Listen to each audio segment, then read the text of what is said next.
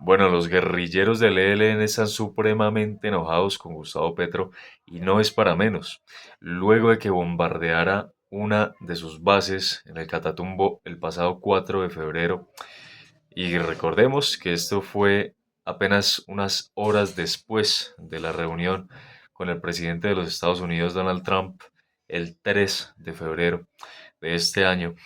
Y es que en evidente obediencia del señor Gustavo Petro, porque esto no corresponde a un acto soberano ni a una decisión autónoma del presidente Gustavo Petro por combatir las guerrillas, máxime cuando se están presentando los mayores números en producción de cocaína del país. Y se dice que estamos produciendo más cocaína que en la época del narcotraficante Pablo Escobar. Por lo dicho, el presidente Gustavo Petro obedece al presidente Donald Trump en este mandato de combatir, obviamente, al narcotráfico y bombardea el 4 de febrero una de las bases del ELN en el Catatumbo, frontera con Venezuela. Evidentemente esto no les gustó a los amigos del ELN, también, entre otras cosas, porque unos cuantos días antes, en ese lugar que bombardearon, pues se habían presentado unas negociaciones, o esto es lo que argumenta el ELN en una carta que emitió el pasado 8 de febrero, dirigida hacia el presidente Gustavo Petro, argumentando que habían acudido unos días antes en este lugar donde bombardearon hace poco las fuerzas militares colombianas, pues que habían acudido unos delegados de la iglesia y unos delegados del gobierno para poder seguir negociando la paz inconclusa que supuestamente tienen la voluntad de efectuar los guerrilleros del ELN. Pues resulta que en esta carta del 8 de febrero dicen una total realidad que ya hemos analizado en el canal, y es que Gustavo Petro, como bien lo vimos en su momento, coge la gorra de maga que le entrega Donald Trump y le agrega una S a la parte de América. Es decir, quedaría Make America's Great Again. Lo que obviamente constituye, como bien lo han juzgado desde el sector de la izquierda, por supuesto con evidente veracidad, es que el presidente Gustavo Petro le está entregando tácitamente la, las Américas, la América Latina en manos de Donald Trump. ¿Quién lo diría? Gustavo Petro salió más trompista que cualquiera de nosotros. Eh, Máxime cuando argumentaba apenas hace un año, en el 2025, en la posición de Donald Trump, que él jamás le daría la mano a uno de sus esclavistas blancos norteamericanos.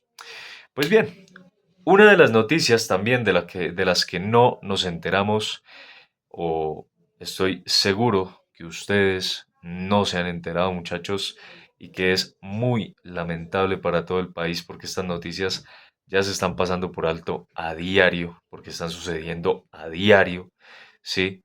Se dice que estamos o que retrocedimos con el gobierno de Gustavo Petro unos 30 años en el avance de la paz, pero no de acuerdos de paz, sino de la paz que pudimos haber logrado en el combate contra los criminales por parte de las fuerzas militares del Estado.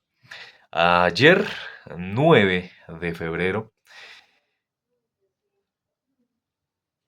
liquidaron a un subintendente de la policía con armamento de largo alcance, con un francotirador, en el norte de Santander, en el municipio de El Carmen, en el departamento del norte de Santander. Este subintendente está obviamente cumpliendo con su con su guarda, estaba cumpliendo con su deber en este municipio, y a eso de las 6:20 de la mañana, justo, y hay que decirlo, justo cuando los niños se dirigían hacia sus actividades escolares, cuestión que obviamente los aterrorizó. En ese momento, a las 6:20 de la mañana, pues asesinan a este hombre, a este subintendente de la policía. Ya les doy el nombre. Andrés Felipe de la Hoz. Andrés Felipe de la Hoz protegía la subestación de policía de Guamalito en este municipio del Carmen. Obviamente de esto no nos estamos enterando. ¿Y de quién fue el ataque? Precisamente fue de el ELN. Esto obviamente comporta un acto evidente de venganza por parte de este grupo terrorista porque justo el sábado 7 de febrero los integrantes del ELN también lanzaron explosivos en contra del Batallón de Infantería Liviana número 15, General Francisco de Paula Santander. ¿Sí? Esto obviamente luego de que Gustavo Petro bombardeara ciertas zonas pertenecientes a este grupo terrorista. En este atentado, también este sábado pasado, pues resultaron 2 soldados heridos, un criminal abatido y otro capturado. Pues bien, recordemos un poco que apenas hace como una semana, antes de que Gustavo Petro se reuniera con el presidente Donald Trump en los Estados Unidos, unas cuantas horas antes de la reunión, que fue a eso de las 11 de la mañana, llegaba extraditado un criminal llamado Pipe Tuluá, del que vamos a estar hablando en unos próximos videos porque este hombre retrató en unos audios que argumentó que había financiado la campaña del señor Gustavo Petro. De eso ya vamos a estar hablando, muchachos, pero el caso es que esto comporta otro hecho de que evidentemente pues el ELN en esta carta tiene razón, ¿sí? Vean lo que dice el ELN. El gobierno del presidente Gustavo Petro ha decidido claudicar ante las órdenes del imperio de Estados Unidos y ponerse al servicio de la arremetida neocolonial que encabeza Donald Trump. Y la mentira, ¿dónde está? La verdad es que el presidente Gustavo Petro pues está obedeciendo claramente a los intereses estadounidenses. Esto evidentemente comporta no un cambio de ideología de Gustavo Petro, no nos confundamos. Esto no comporta que Gustavo Petro ahora ame la libertad, la democracia, la paz, la democracia occidental, los valores y principios occidentales, la libertad occidental. No, eso comporta obviamente, primero, una obediencia a lo que está haciendo Estados Unidos después de que el 3 de enero demostrara al mundo de lo que está dispuesto a hacer, ¿sí? Para garantizar la seguridad nacional de su país. Y en segundo lugar, pues obviamente comporta que estamos en plena época electoral. En plena época electoral. Entonces, esto también conviene para un buen posicionamiento de su candidato Iván Cepeda o para rascar algunos votos tal vez de la población indecisa que pudiera estar acerca de la gestión en seguridad que pudiera tener el señor Gustavo Petro. Añade la carta del ELN. Las políticas de paz y de cambios en favor de las mayorías han quedado lesionadas de manera terminal, pues con la militarización creciente por parte del gobierno no puede hablarse de paz ni de superación del conflicto, menos entregando la soberanía nacional a un imperio genocida. Pues resulta que ahora el ELN, ¿sí? Y esto lo dice el mismo Gustavo Petro, me parece curioso. Hace un año, ¿sí? Dice Gustavo Petro que en negociaciones con el ELN demostraron claramente que no querían negociar y no lo demostraron con palabras, lo demostraron dando de baja a 200 campesinos. Y ahora salen con el cuento de que quieren negociar. Ahora salen con esta carta de que en plena época electoral, vuelvo y digo, vaya coincidencia, pues quieren negociar. Bien, además de esto, resulta que, como ya lo ha manifestado el gobierno últimamente, luego de la reunión con el presidente Donald Trump, pues resulta que los norteamericanos también pidieron algunos cabecillas del ELN, como por ejemplo pudiera ser alias Pablito. Esto lo ha dicho el Ministerio de Defensa últimamente. Dice, la gravedad de lo acontecido no es que Petro haya ordenado acciones de guerra, sino que ellas nieguen las alternativas de paz que estaban en curso y que él mismo había autorizado. Por supuesto, se agarran de la paz de la que Juan Manuel Santos robó precisamente al pueblo cuando se manifestó y dijo no en las urnas. A esa paz se refiere. Pues bien, es curioso también que esto suceda en la frontera. Es decir, que Gustavo Petro decida bombardear al ELN. Bueno, obviamente tienen presencia más que todo en la frontera, pero es curioso que decida hacerlo en la frontera. ¿Por qué? Porque obviamente estando en la frontera tenían, y esto es sabido públicamente, tenían nexos con la dictadura venezolana y tienen nexos aún con lo que queda de la dictadura venezolana. Entonces resulta curioso que es la primera vez que el presidente Gustavo Petro bombardea al ELN o a un grupo de estos terroristas al, en la frontera con Venezuela. Obviamente no lo había hecho antes por razones que resultan curiosas, por demás decirlo. Ahora bien, yo les traigo unos datos, muchachos, por si les queda alguna duda del poder del Estado,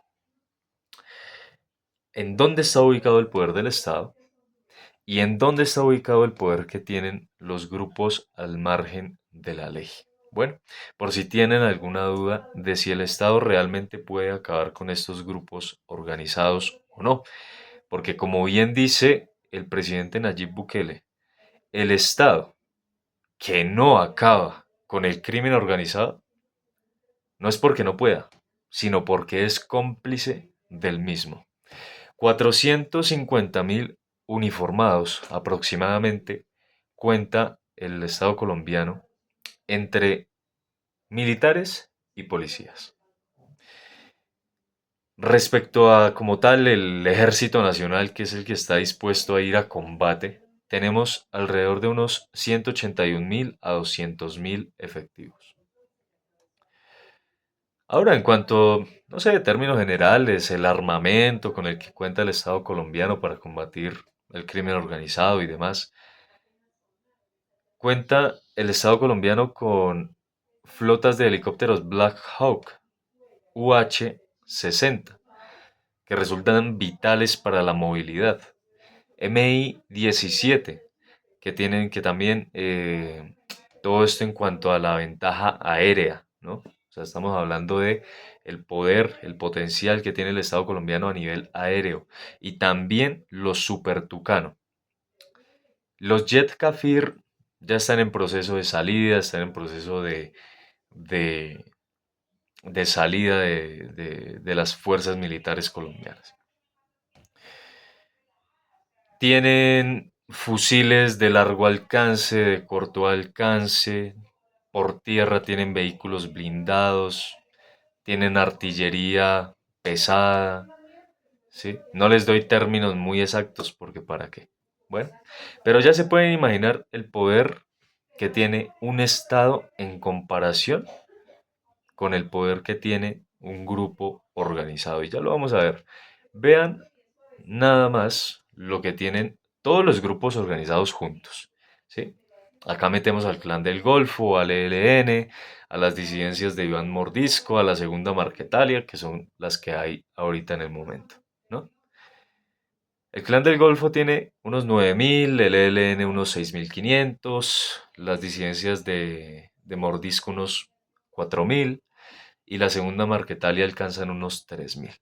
Entre todos, suman alrededor de unos 25.000 integrantes. ¿Sí? El grupo más grande hoy en día es el Clan del Golfo, ¿vale? Todos dedicados a lo mismo, todos dedicados al narcotráfico, a la extorsión, al asesinato, al terrorismo y demás. Bien,